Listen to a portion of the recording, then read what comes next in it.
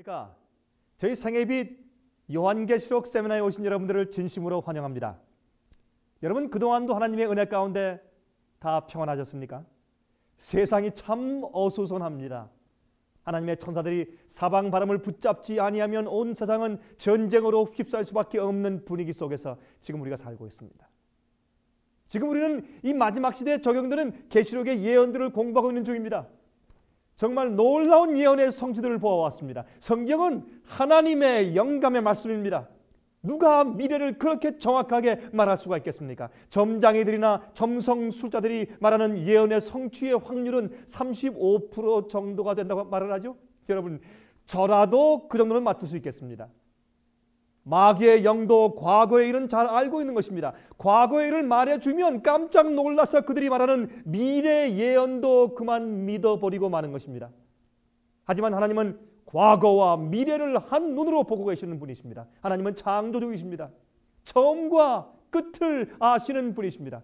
여러분 아모스 3장 7절에 말씀하시기를 주 여호와께서는 자기의 비밀을 그 종 선지자들에게 보이지 아니하시고는 결코 행하심이 없으시니라 라고 기록하고 있습니다. 여러분 요한계시록은 특히 예수님께서 이 세상에 재림하시기 직전에 일어날 사건들을 상세하게 다루고 있는 것입니다.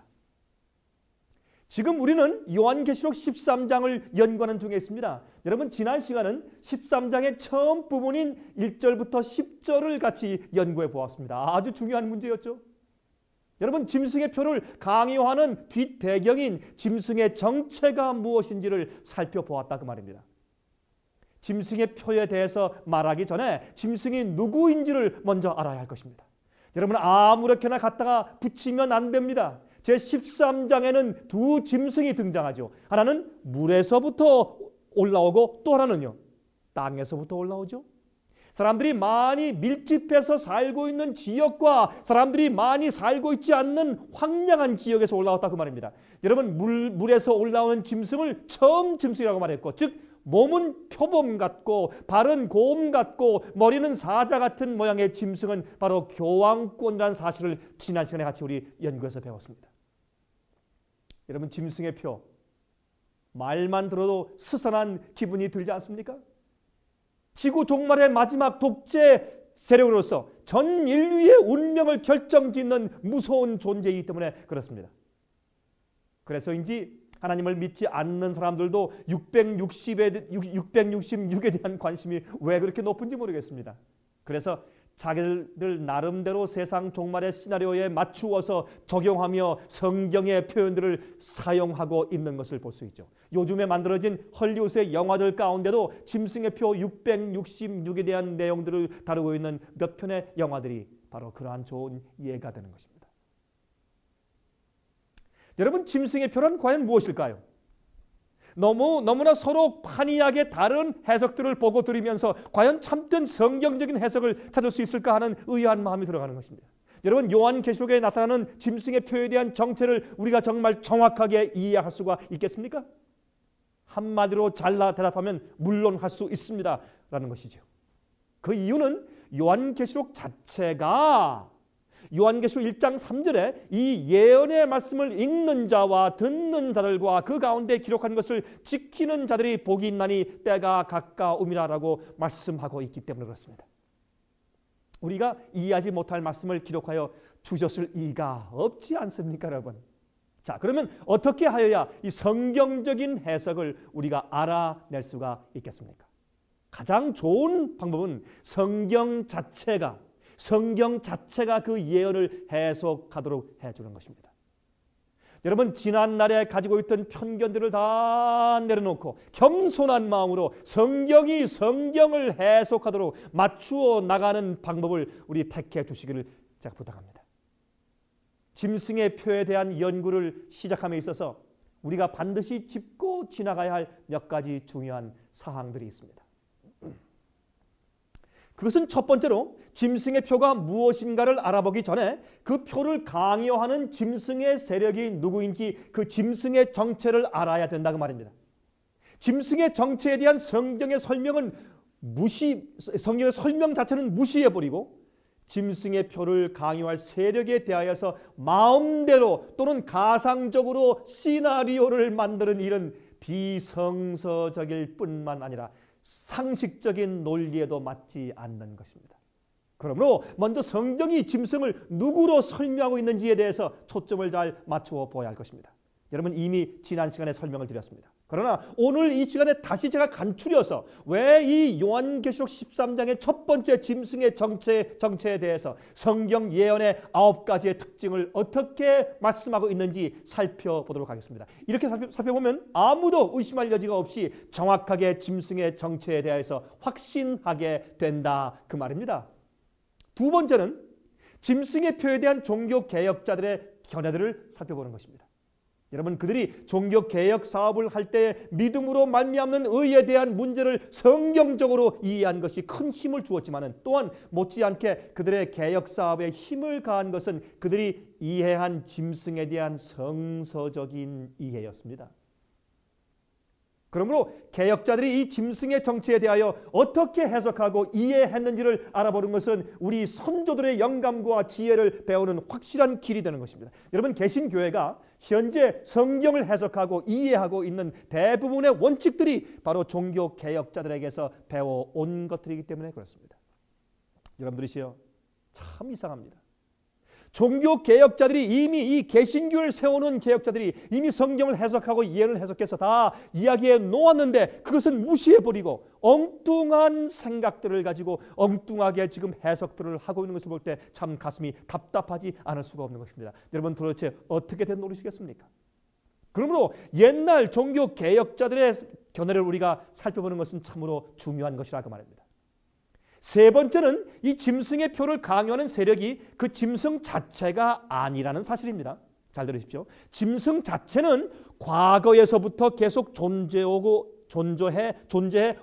있는 한 세력이라고 성경은 말씀하고 있습니다. 여러분, 짐승의 세력은 앞으로 미래 모르는 세력이 온다는 것이 아니라 과거에 있던 세력인데 계속 존재해 오고 있다고 성경은 말씀하고 있고, 그런데 나중에 나오는 다른 한 세력이, 다시 말해서 요한계시록 13장에 나오는 두 번째 짐승, 땅에서 올라오는 두 번째 세력이, 다시 말해서 요한계시록 13장 11절부터 올라오는 두 번째 짐승이 그 먼저 나온 짐승인 교황권을 위하여서 우상을 만들어 주고 또한 표를 만들어 강요하는 일을 행할 것이라고 설명하고 있다고 말입니다.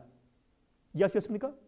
그러므로 이 첫 번째 짐승 그 자체가 짐승의 표를 내리는 것이 아니라 두 번째 나오는 짐승이 첫 번째 짐승을 위해서 우상을 세워주고 짐승의 표를 강요해 준다는 것이 바로 요한계시록 13장의 짐승의 표 예언인 것을 여러분께서 이해하셔야 되실 것입니다.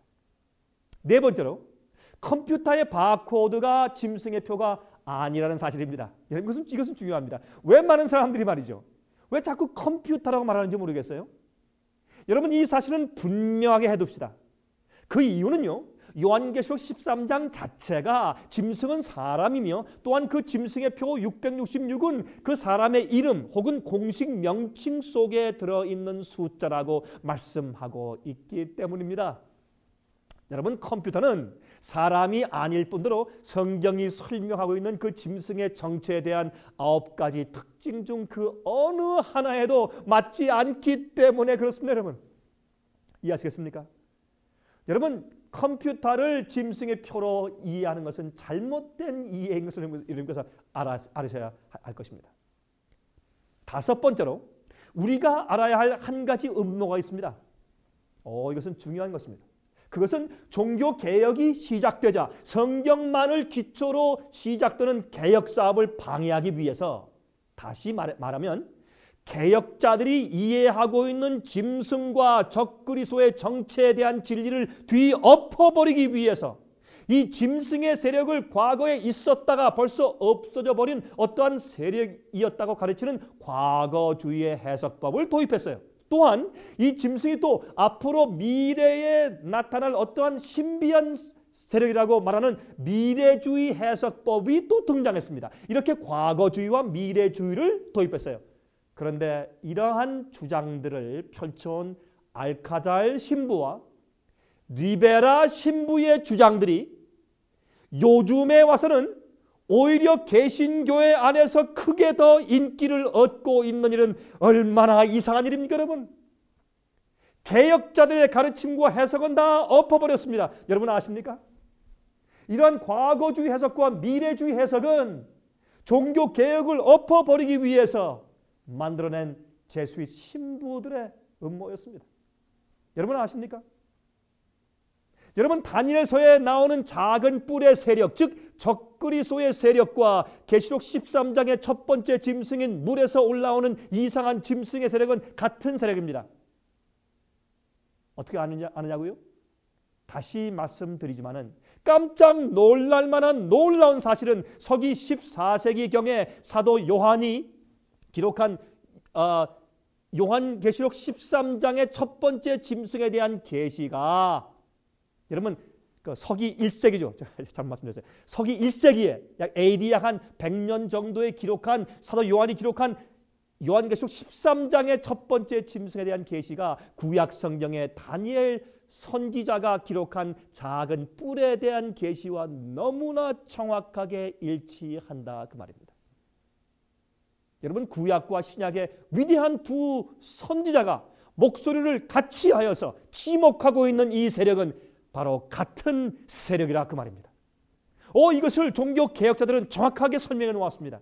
그런데 이 설명을 뒤엎기 위해서 알카잘 신부와 리베라 신부가 만들어 놓은 과거주의와 미래주의의 해석법이 오늘날 개신교회 속에 들어와서 더 큰 인기를 얻고 있는 것은 얼마나 이상한 일인지 모르겠습니다.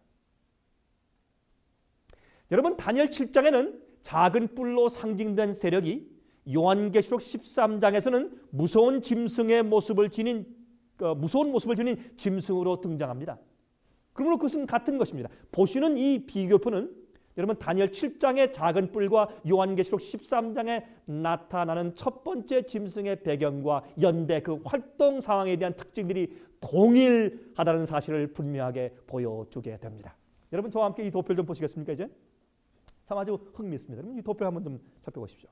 제가 이 다니엘 7장의 작은 뿔과 또 요한계시록 13장에 나타나는 첫 번째 짐승의 그 특징들을 제가 한번 간단하게 이렇게 도표를 제가 한번 좀 써보았습니다. 자, 다니엘 7장에 있는 작은 뿔의 세력과 요한계시록 13장에 있는 첫 번째 물에서 올라오는 짐승에 대한 대조표입니다. 한번 보십시오. 다니엘 7장의 작은 뿔은요 3절에 바다에서 올라온다고 했어요. 근데 요한계시록 13장에 보십시오. 1절에 바다에서 올라옵니다. 똑같습니다. 그렇죠? 또 다니엘 7장의 4절부터 7절에 보면 네 짐승이 나옵니다. 사자와 곰과 표범 그리고 이상하고 무서운 용 같은 짐승, 또 그 짐승에게 네 번째 짐승에게 10뿔이 있습니다. 그렇죠? 그런데 계시록 13장 첫 번째 나오는 짐승도 1절과 2절에 네 짐승의 복합적인 모습을 가지고 있어요. 사자, 곰, 표범의 네 짐승의 복합적인 모습을 가지고 있고 또한 거기에 10뿔이 있습니다. 너무나 똑같은 그런 말씀이죠. 또 다니엘 7장 8절에 큰 말을 한다고 했습니다. 요한계시록 13장 5절에 또 큰 말을 한다고 했어요. 다니엘 7장 20절에 그 동류보다 강하며 큰 말하는 입과 눈이 있고 동류보다 더 강하다고 설명합니다. 예? 그런데 자 보세요. 여기 보면 4절에 가서 보십시오. 누가 능히 이와 싸우리요? 그 주위에 아무도 그와 함께 싸울 리가 없을 정도로 강하다고 표현되어 있어요. 같은 뜻입니다. 그리고 보십시오. 여기에 큰 말을 한다고 했는데 여기에 계시록 13장 5절 보십시오. 큰 말과 참남된 말을 한다고 말씀하고 있어요. 참 이상하지 않습니까? 그러므로 여기에 있는 말씀들을 보면 너무나 똑같은 그런 이제 일들을 하기 때문에 이 두 세력은 똑같은 세력인 것을 우리가 볼 수 있습니다. 자, 여기 보십시오. 다니엘 7장의 21절 보시면 성도들과 싸워서 이겼습니다. 성도와 싸워 이겼다는 것은 핍박해서 많이 죽였다는 뜻이죠. 이 밑에 보십시오. 7절에 가서 요한계시록 13장 7절 성도들과 싸워서 이겼다고 되어 있습니다. 또한 각 족속과 나라와 방언들을 다스린다고 되어 있습니다. 그러므로 얼마나 똑같은 일을 합니까? 자, 다니엘 7장 25절 말로 높으신 자를 대적하며 무슨 뜻입니까? 예? 참남된 말을 하는 것이죠. 참남된 말을 한다고 이저 계시록 13장엔 기록하여 놓았습니다. 또한 성도를 괴롭힙니다. 7절에 성도들과 싸워서 이겼다 그랬죠. 때와 법을 변개코자 한다고 말씀되어 있습니다. 그런데 이것을 요한계시록 13장의 6절에는 입을 벌려서 하나님을 회방한다고 표현했어요. 이것은 하나님의 권위를 회방하는 것입니다. 이것은 하나님의 권위, 때와 또 율법을 변경시키고자 애쓰는 그 작은 뿔의 그 계시를 말하는 것이죠. 얼마나 놀라운 또 똑같은 그런 묘사입니까? 또 중요한 것은 다니엘 7장 25절에 이 작은 뿔의 역할을 설명하기를, 예언하기를 한때, 두때, 반때를 지나다고 했습니다. 그런데 요한계시록 13장을 보십시오. 5절에 42달 일할 권세를 얻었다고 했습니다. 42달은 무엇입니까? 3년 반이죠. 3년 반은 1260일이죠. 1260일은 1260년이죠. 제가 지난 시간에 말씀드렸습니다. 그러므로 이것은 똑같은 시기 동안에 핍박하고 권세를 누리는 같은 세력을 의미합니다. 여러분 이것만 봐도 다니엘 7장의 작은 뿔과 요한계시록 13장의 첫 번째 짐승인 교황권의 예언은 똑같은 모습인 것을, 똑같은 계시인 것을, 똑같은 정체인 것을 우리가 볼 수 있게 된다 그 말입니다. 여러분이시여, 얼마나 놀라운 이야기입니까? 얼마나 놀라운 예언입니까? 여러분 이래도 주의 말씀을 믿지 못하시겠습니까? 요한계시록 13장에 나오는 첫 번째 짐승의 정체를 알려주는 9가지 특징이 있습니다. 제가 오늘은 그 말씀을 좀 드리려고 하는 것입니다. 여러분 요한계시록 13장에 나오는 첫 번째 짐승의 정체를 알려주는 9가지 특징이 있어요. 여러분 보세요. 짐승의 표를 알기 전에 짐승의 표를 내리는 그 짐승의 정체가 누구며 무엇인지 정확하게 먼저 알아야 할 것이 아닙니까? 그래야 그것이 합리적이고 상식적인 이야기죠. 그래서 이 성경에 요한계시록 13장과 다니엘 7장에 있는 바로 이 첫 번째 물에서 올라오는 이 복합적인 모습을 가지고 있는 이 짐승의 표를 강요하기 위한 뒤에 배후 세력인 이 짐승의 정체가 무엇인가 하는 것을 알려주는 9가지의 힌트가 성경 가운데 있습니다. 제가 그것을 말씀드리겠습니다. 이 9가지를 배우신 다음에 그래도 의심하시면 여러분 마음 가운데 뭔가 지금 문제가 있는 것입니다. 자, 첫 번째 특징입니다. 9가지 중에서 첫 번째 특징. 작은 뿔과 첫 번째 짐승은요, 로마 제국의 분열 이후에 유럽에서 일어납니다.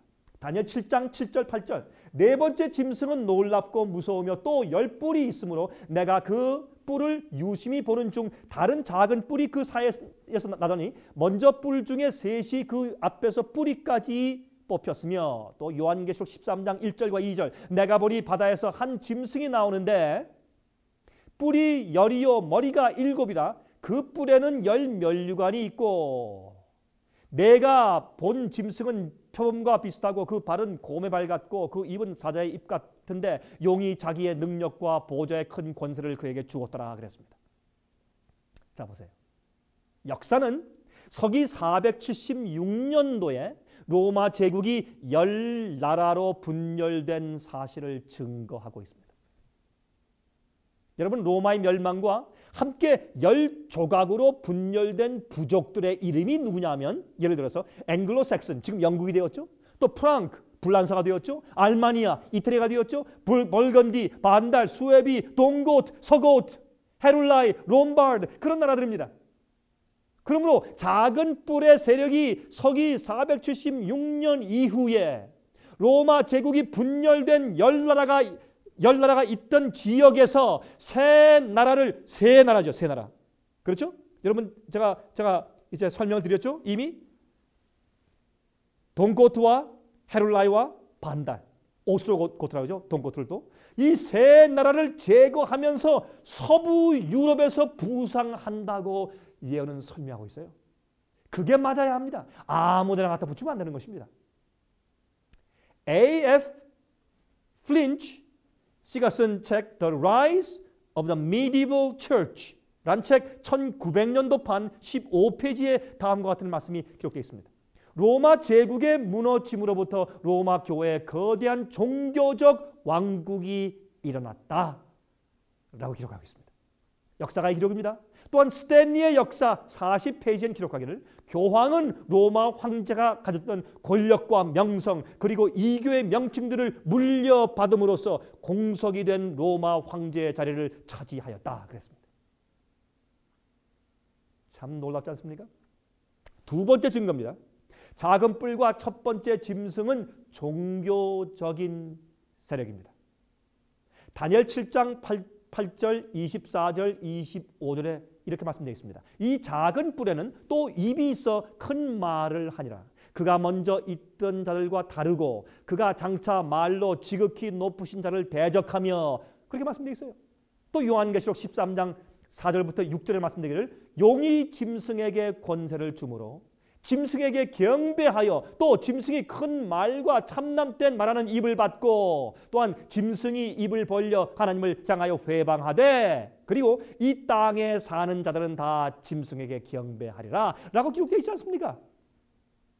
그러므로 여러분 그 표현을 보아서 교황권은 종교적 세력입니다. 경배를 받으며 하나님을 대적하는 말을 하고 이것은 다 종교적인 속성을 가르치는 말이 아니고 여러분 또 무엇이겠습니까? 그렇죠? 세 번째 특징입니다. 작은 뿔과 첫 번째 짐승은 크고 참담된 말을 한다고 기록되어 있습니다. 다니엘 7장 8절입니다. 이 작은 뿔에는 또 입이 있어 큰 말을 하니라고 기록되어 있어요. 큰 말을 했다고. 요한계시록 13장 5절을 보십시다. 또 짐승이 큰 말과 참남된 말하는 입을 받고, 그렇게 기록되어 있습니다. 여러분 신약 성경에는요 참남되다는 단어가 다음과 같은 두 가지 의미로 사용됩니다. 첫 번째는 인간이 자기 스스로 죄를 용서할 수 있는 권세를 가지고 있다고 주장하는 것이고, 둘째는 인간이 자신을 하나님과 동등한 위치에 올려놓는 것을 말합니다. 여러분 그래서 바리새인들과 율법사들과 그다음에 그 제사장들이 예수님을 어떻게 해요? 참남되다고 고소했죠? 여러분 이런 말씀들은 우리 살아남는 이들 33호 살아남는 이들 33호를 좀 보십시오. 거기에 다 기록되어 있습니다. 여러분 혹시 33호가 없으신 분들은 저에게 이제 주문하시기 바랍니다. 도와드리겠습니다. 그러므로 여러분 이렇게 이제 이 교황권이 또한 사제 제도들이 인간의 죄를 대신 용서해 줄 수 있다고 주장하고, 또한 교황은 이 세상에 있는 예수 그리스도의 대리자며 또한 하나님 같은 존재라고 분명히 말하고 있지 않습니까? 그러므로 이 작은 뿔은 교황권은 어떻게 한다고요? 참남된 말을 하고 하나님에 대해서 회방하는 큰 말을 한다고 성경 예언은 기록되어 있다 그 말입니다. 네 번째 특징입니다. 작은 뿔과 첫 번째 짐승은 정치적인 세력이어야 합니다.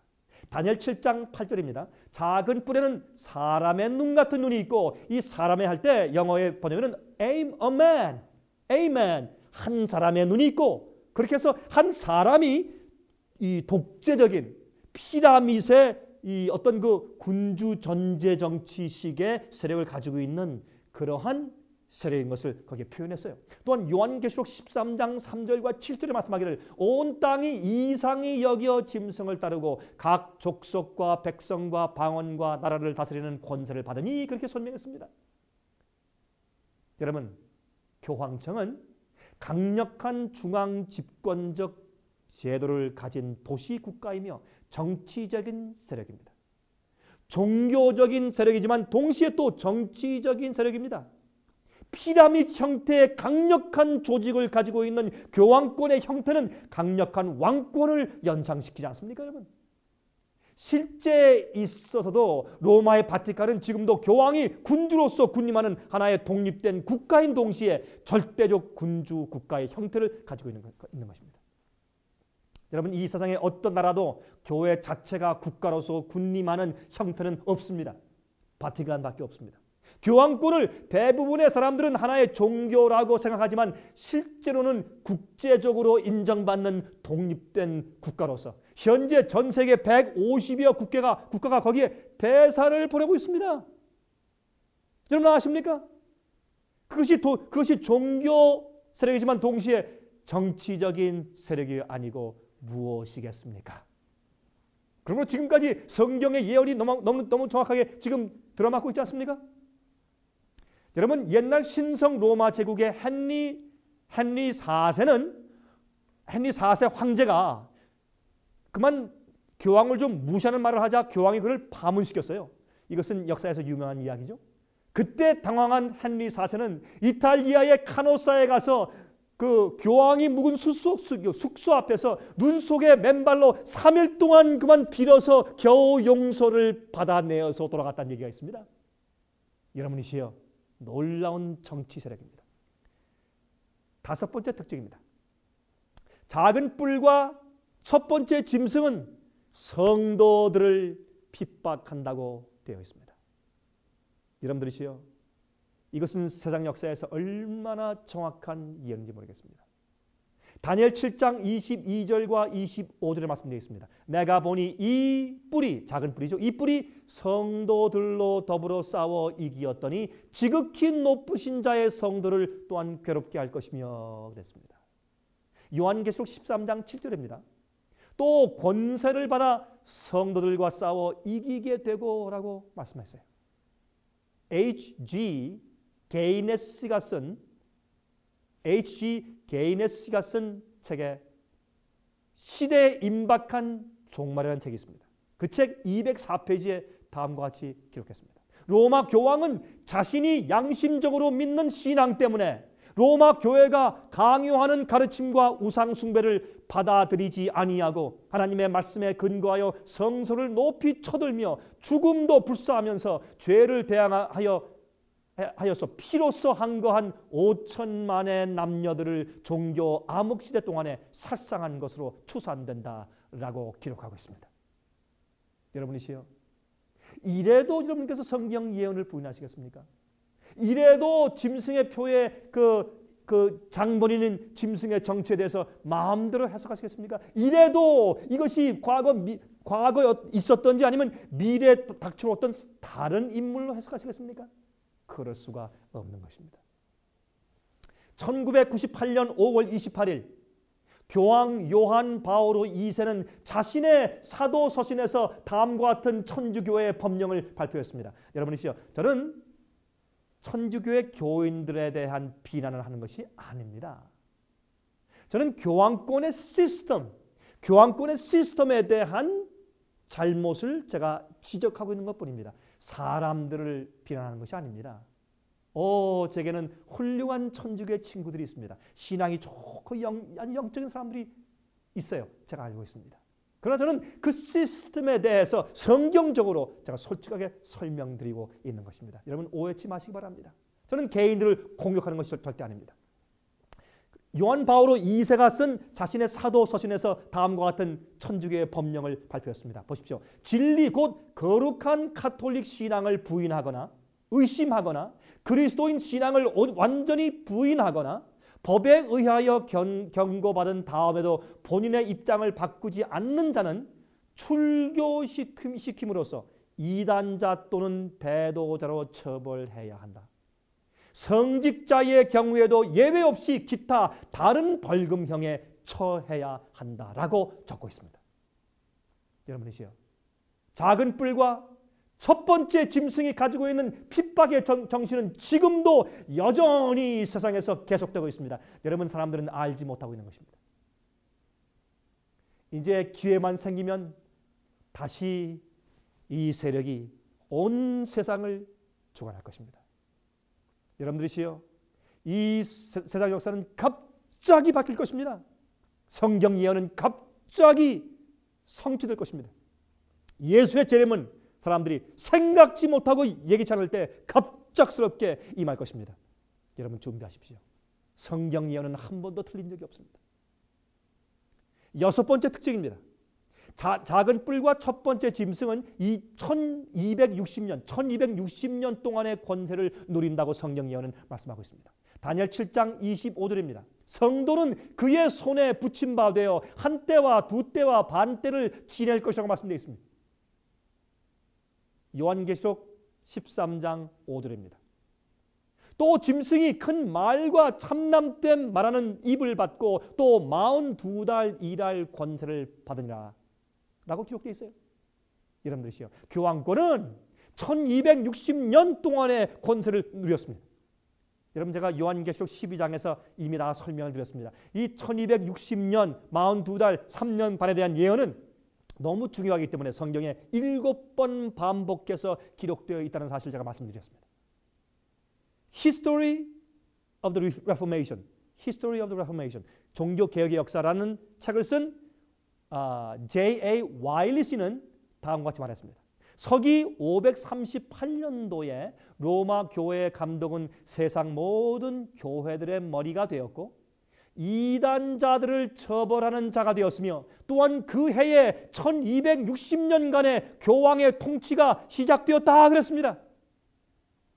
얼마나 놀라운 얘기입니까? 여러분이시여, 과거의 역사가들은 다 이렇게 정확하게 성경 예언대로 성취된 것을 증명해 주고 있다 그 말입니다. 우리는 과거 잃어버렸습니다. 참으로 놀라웠게도 요한계시록 13장에는 1260년이 끝나는 시점에 1260년이 끝나는 시점에 교황권의 마지막 모습에 대해서도 이렇게 예언해 두었습니다. 요한계시록 13장 9절 10절입니다.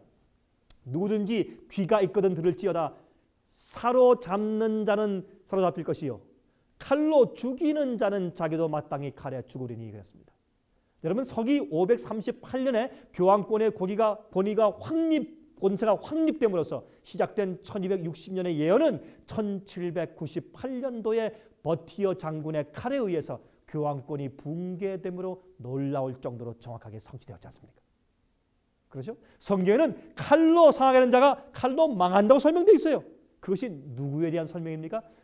요한계시록 13장에 나오는 첫 번째 등장하는 그 짐승에 대한 예언을 하면서 그 말씀이 기록되어 있어요. 얼마나 정확하게 성취되었습니까? 1260년의 예언이 끝나는, 그가 권세를 부린 그 암흑시대가 끝나는 1798년도에 그가 칼로 죽었습니다.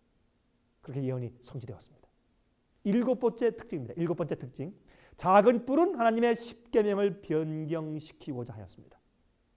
변경할 것이라가 아니라 십계명을 변경시키려고 할 것이라고 말해요. 다니엘 7장 25절입니다. 그가 또 때와 법을 변개코자 할 것이며 성도는 그의 손에 붙임 바 되어 한 때와 두 때와 반 때를 지내리라 그랬습니다. 교황권은 종교 암흑시대 동안에 십계명을 변경시켰습니다. 여러분 아십니까? 모르세요?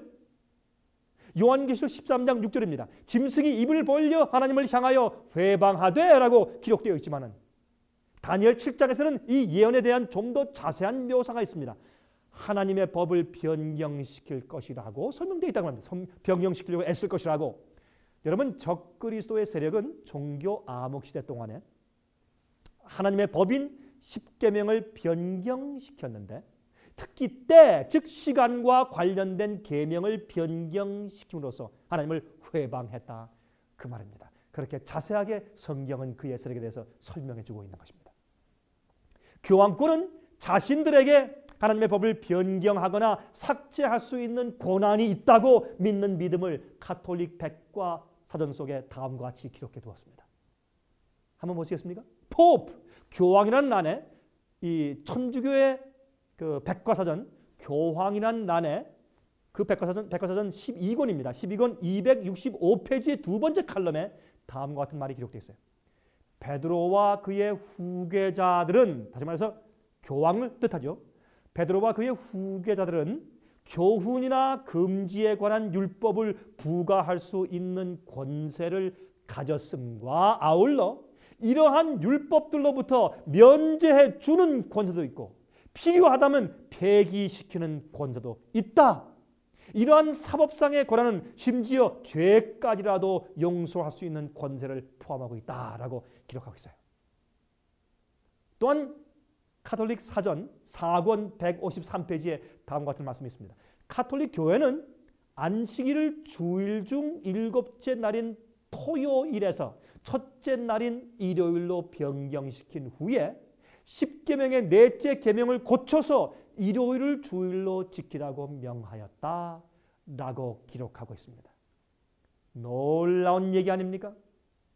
이런 신학적인 배경 하에서 가톨릭 교회는 자신들의 교리 문답과 교리 책에서 두 번째 계명을 삭제하였는데 그 이유는 십계명에 기록되어 있는 우상을 만들거나 섬기지 말라는 두 번째 계명은 그들이 숭배하는 마리아 상이나 각종 성자들의 상을 정죄하기 때문에 없앤 것입니다. 둘째 계명을 빼버리는 대신에 어떻게 했습니까? 10번째 계명을 둘러 나눔으로써 10개의 계명을 가진 10계명으로 형태를 유지하긴 했습니다. 열 번째 계명이 무엇입니까? 탐내지 말라죠. 그 탐내지 말라 가운데서 내 이웃의 아내를 탐내지 말라 하나, 또 내 이웃의 재물을 탐내지 말라 두 번째, 이렇게 한 계명을 둘로 나눠서 채워놓긴 했지만은 두 번째 우상을 숭배하지 말라는 그 계명은 빼어서 없애버린 것입니다. 여러분이시여, 이렇게 10계명을 변경시킴으로써 가톨릭 교회가 가르치는 계명에는 우상 숭배에 대한 계명이 없습니다. 여러분, 마태복음 5장 18절에 이런 말씀이 있죠. 마태복음 5장 18절, 예수께서 말씀하셨습니다. 진실로 너에게 이르노니 천지가 없어지기 전에는 율법의 1.1획이라도 반드시 없어지지 아니하고 어떻게 해요? 다 이루리라 라고 말씀되어 있다고 말입니다. 여러분, 종교개혁의 선봉이었던 마틴 루터는 교황권이 하나님의 10계명을 변경시킨 문제에 대해서 다음과 같이 분명하게 못 받고 얘기해 두었습니다. 여러분, 이 사실 아십니까? 그 말은 The Prophetic Faith of Our Fathers, 우리 선조들의 예언적인 믿음이라는 책 2권 291페이지와 256페이지에 다음과 같은 글이 있어요. 이것은 마틴 루터의 글입니다. 바울이 데살로니가 후서 2장 4절에 하나님이나 숭배함을 받는 자 위에 뛰어나 자존하여 하나님 성전에 앉아 자기를 보여 하나님이라 하느니라 고 기록하였던 그 존재가 여기에 있다. 적 그리스도인 불법의 사람 곧 멸망의 아들이 있는데 그는 하나님의 법을 변경하였으며 하나님의 계명 위에 자신이 만든 계명을 높였다. 우리는 여기서 교황권이 진짜 적 그리스도의 권세에 앉아 있다는 사실을 확신하는 바이다 라고 말했어요. 마틴 루터의 말이었습니다.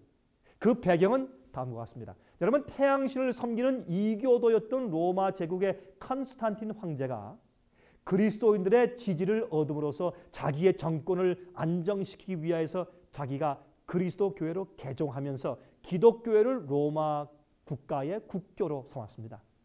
옛날에 컨스탄틴 황제가 자기의 정치적인 목적을 위해서 자기가 기독교인이 되었다고 말입니다. 그런데 이것을 기점으로 해서 수많은 정치인들과 이교도들이 황제 뒤를 따라서 그 군대들도 다 같이 그리스도 교회 안으로 다 밀려 들어오기 시작했어요. 그때 기독교회로 새로 개종한 황제는 이 이교도들의 반발을 막기 위해서 그들의 풍습과 전통인 우상을 만들어서 신전에 세우는 관습과 또한 그들이 태양신에 예배 드리는 날을 기독교회가 수용해 줄 것을 요구했습니다. 여러분, 썬데이가 무슨 뜻입니까? 태양의 날이죠. 그래서 옛날 이교도인들의 예배일을 수용해 줄 것을 교회에 요구했어요. 또 그들의 우상 숭배에 좀 비슷한 것을 그들에게 좀 해달라고 요구했습니다.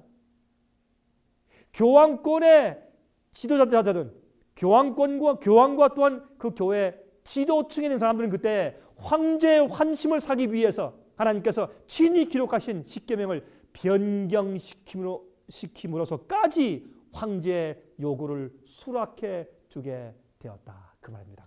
그래서 교회가 타락하게 된 것이에요. 여덟 번째 특징입니다. 여덟 번째 특징. 첫 번째 짐승은 죽게 되는 상처를 입었다가 회복된다는 것입니다. 요한계시록 13장 3절입니다. 그의 머리 하나가 상하여 죽게 된 것 같더니 그 죽게 되었던 상처가 나오매 온 땅이 이상히 여겨 짐승을 따르고 그랬습니다. 여러분, 교황권은 1798년도에 치명적인 상처를 입었다가 회복되었습니다. 여러분, 12절에는 첫 번째 짐승이 마지막 시대에 부활하여 다시 권세를 누리게 되는 장면을 표현했는데 땅에 거하는 자들도 처음 짐승에게 경배하게 하니 곧 죽게 되었던 상처가 나은 자니라 라고 성경에 기록하고 예언했다 그 말입니다. 여러분, 역사는요, 교황권이 1798년도에 죽게 되는 상처를 입었음을 증명합니다. 또한 대영 백과사전 1941년판에 The Church History, 교회 역사란 그 장 24페이지에 1798년도 2월 10일에 불란서 버티어 장군이 로마시에 입성하여 교황을 체포하였다라고 기록하고 있습니다. 이렇게 치명적인 상처를 입었던 그 교황권이 예언대로 놀랍게도 회복되어 다시 온 세상의 주목을 받는 존재로 성장하기에 이르게 된 것입니다. 여러분, 세계 1차 대전 직전에 이태리의 독재자였던 무솔리니는 교황권을 독립된 국가로 인정하고 그들에게 180에이커의 땅과 재산을 다시 돌려주는 라테란 조약을 1929년도 2월 12일에 맺음으로써 드디어 교황권은 죽게 되었던 상처를 회복하게 되었단 말입니다. 1929년도에 라테란 조약을 통해서 성경 예언은 정확하게 성취가 되었습니다. 그때 미국에 있는 로스앤젤레스 타임즈와 또한 샌프란시스코 크로니커, 로스앤젤레스와 샌프란시스코에 있는 신문들이 1929년도 2월 12일자 신문에 죽게 된 상처가 나옴이라는 특집 기사를 대서특필로 천면에 실었습니다. 얼마나 놀라운 예언의 성취를 온 세상에 보도한 것입니까, 여러분? 죽게 되었던 상처가 나았다라고 그들은 성경 예언을 적용시켰어요. 신문에, 그 당시에. 여러분, 그 이후로 교황권은 서서히 성장했습니다. 그러다가 1965년 10월 4일에는 교황 바오로 6세가 드디어 미국을 방문하여서 존슨 대통령에게 축복의 기도를 드렸습니다. 그때 양키스 야구 경기장에 미사일 드리는 모습이, 양키스 야구 경기장에서 미사일 드리는 모습이 온 세상에 중계되는 위치에 서게 된 것입니다. 여러분, 1979년도에 이루어진 교황의 미국 방문에 대하여서 미국의 언론은 다음과 같은 기사를 실었습니다. 워싱턴 스타즈입니다. 1979년도 9월 18일자입니다. 교황이 미국을 방문한다는 것은 상상도 할 수 없는 일이다.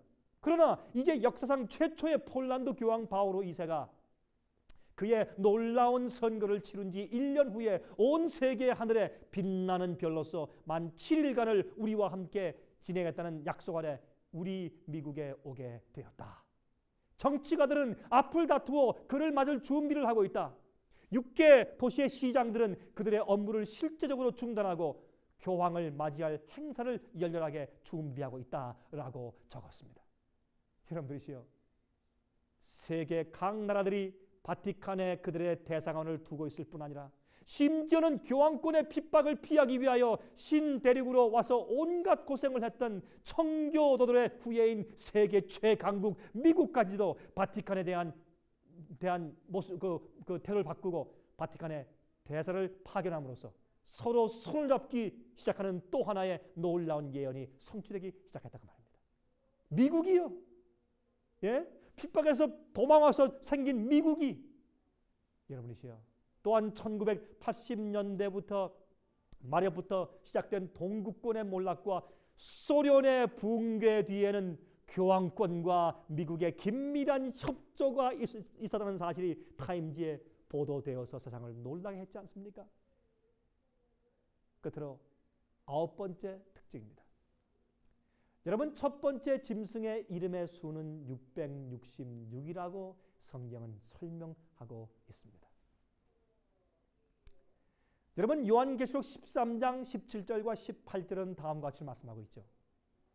누구든지 이 표를 가진 자 외에는 매매를 못하게 하니 이 표는 짐승의 이름이나 그 이름의 수라. 지혜가 여기 있으니 총명이 있는 자는 그 짐승의 수를 세어보라. 그 수는 사람의 수니 666이니라 라고 설명했습니다. 이것이 17절 18절입니다. 이 수수께끼 같은 예언의 의미를 어떻게 풀 수 있을까요?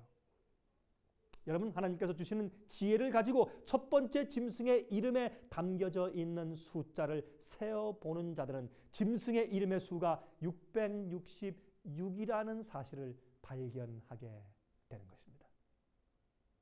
여러분, 로마 천주교의 잡지인 Our Sunday Visitor 1915년 4월 18일자에는 교황의 공식 명칭은 교황이 특별한 행사 때 쓰는 3층관에 새겨져 있는 Vicarius Filii Dei라고 명시했습니다. 그런데 그 이름의 뜻은, 그 라틴말의 Vicarius Filii Dei라는 라틴말의 뜻은, 그 의미는 하나님의 아들의 대리자라는 그런 의미라는 기사를 그 신문에서 발표했습니다. 여러분 아십니까? 그런데 라틴 말에는 각 철자마다 고유한 수치가 주어져 있으므로 Vicarius Filii Dei라는 교황의 공식 이름이 가지고 있는 철자의 수치를 합하여서 보면 그 결과가 666이 됩니다. 제가 이것을 다음 시간에 자세히 설명드리겠습니다. 바로 그것이 짐승의 이름이나 그 이름의 수라고 설명했습니다. 여러분 666이라는 숫자 자체가 짐승의 표는 아닙니다. 그러므로 여러분 컴퓨터의 바코드가 짐승의 표 자체가 아닙니다. 짐승의 표는 그 짐승이 내리는 어떤 강요하는 법령이에요. 강요하는 행위입니다. 그런데 그 짐승의 표를 강요하는 짐승의 정체가 누군가? 짐승은 사람인데 그 사람의 이름의 수를 세보라. 그것이 666이라고 설명되어 있어요. 그래서 666이라는 그 숫자 자체가 짐승의 표가 아닙니다. 그런데 오늘날 왜 그렇게 자꾸 자기 마음대로 갖다 붙이는 사람들이 많이 있는지 모릅니다.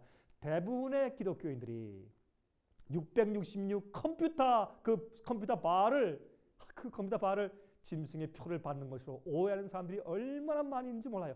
여러분 성경 예언이 참으로 많이 곡해되어 있지 않습니까? 그 666은 하나님께서 짐승의 정체를 드러내기 위하여 주신 짐승의 9가지 특징 중에 하나에 불과한 것입니다. 다시 말해서 666은 짐승의 이름의 수에 불과할 뿐입니다. 그러므로 어떤 물건이나 컴퓨터의 바코드의 숫자의 힘이 666이 된다고 해서 그것을 짐승으로 풀 수가 없는 것입니다. 또한 성경은 짐승의 이름의 수를 사람의 수라고 설명하고 있다는 사실도 잊지 말아야 할 것입니다. 요한계시록 13장 18절입니다. 짐승의 이름의 수를 세어보라. 그 수는 사람의 수니 666이니라 그랬습니다. 여러분이시요. 이렇게 예언은 정확하게 조목조목 자세하게 성취되어 왔습니다. 어떻게 여러분들은 성경의 영감을 여러분께서 부인할 수 있겠으며 성경 예언을 부인할 수 있겠습니까? 하나님께 살아계시고 주의 예언은 정확합니다. 여러분이시요. 자, 다음 시간에 그러면 이 짐승의 표가 어떻게 내려질 것이며 또한 어떻게 우리에게 다가올 것인지 그 자세한 그 또 내용과 또한 두 번째 땅에서 올라오는 짐승의 정체가 무엇이며 어떻게 할 것인지를 같이 연구해 보겠습니다. 이 흥미진진한 요한계시록 13장의 제3부의 연구가 다음 시간에 있겠습니다. 여러분 그때까지 주님의 크신 성령의 은혜 가운데서 평안하시기 바랍니다. 죄와 자기와 세상을 승리하시기 바랍니다. 여러분이 죄와 상관없는 자들에게 주님께서 두 번째 오신다고 말씀되어 있습니다. 예수께서 속히 오십니다. 여러분 그때 여러분들은 어디에 계실 것입니까? 제가 다음 시간에 다시 뵙겠습니다. 안녕히 계십시오.